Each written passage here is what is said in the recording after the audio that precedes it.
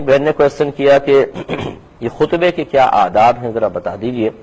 دیکھیں، نبی کریم صلی اللہ علیہ وسلم نے ارشاد فرمایا کہ جب جمعہ پڑھانے والا امام یا خطیب اپنے حجرے سے نکلتا ہے تو ختم جمعہ تک سرکار نے فرمایا ہر قسم کا کام ممنوع ہے، حتیٰ کہ میرے آقا صلی اللہ علیہ وسلم نے ارشاد فرمایا کہ اگر کسی نے کسی کو نیکی کی بات بھی کہی تو اس نے لغو کام کیا۔ تو یہ ہوتا تھا کہ سرکار پہلے حجرے سے تشریف لائے، ممبر پہ جلوہ افروز ہوئے تو پہلے دور میں بس 2 عربک خطبے ہوتے تھے،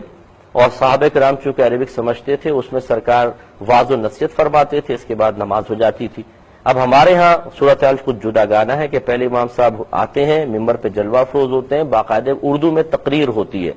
یا اگر جیسے باہر ہے تو انگلش میں کوئی تقریر ہوتی ہے۔ اس کے بعد رسمی طور پہ 2 خطبے پڑھے جاتے ہیں جو عوام کو اکثر سمجھ بھی نہیں آ رہے ہوتے۔ تو جو ہمارے آقا صلی اللہ علیہ وسلم کو زمانے میں مطلوب تھا کہ خطبوں کے ذریعے واضح نصیحت فرمانا، وہ اب جو ہماری لینگویج میں تقریر ہو رہی ہوتی ہے وہ پورا کرتی ہے، اور خطبے ہم ویسے پڑھتے ہیں۔ تو کم از کم یہ جو 2 خطبے ہیں،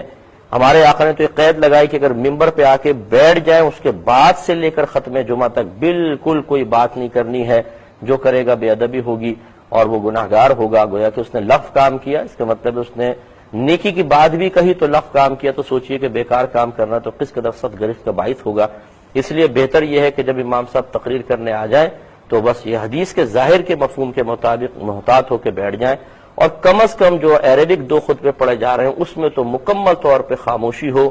یکسوئی ہو، اور کسی قسم کی کوئی بات نہ ہو، چلنا پھرنا نہ ہو، حتیٰ کہ اس میں سنتیں وغیرہ بھی بالکل ادا نہ کریں، غور سے اس کو سنیں۔ اب جو آپ نے فرمایا کہ دوران خطبہ کیا ہم درود پاک وغیرہ پڑھ سکتے ہیں،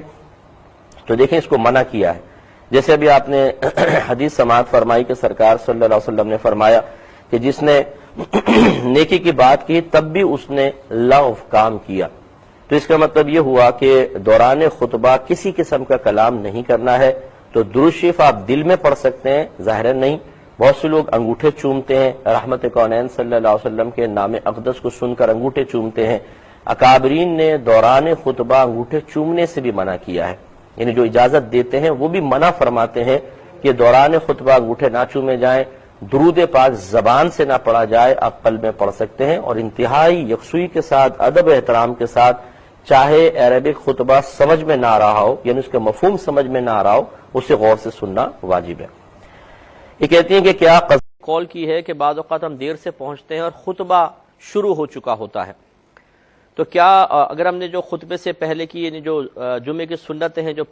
قبلیہ کہلاتی ہیں، پہلے والی وہ نہیں پڑھی ہیں، تو کیا ہم دوران خطبہ وہ پڑھ سکتے ہیں؟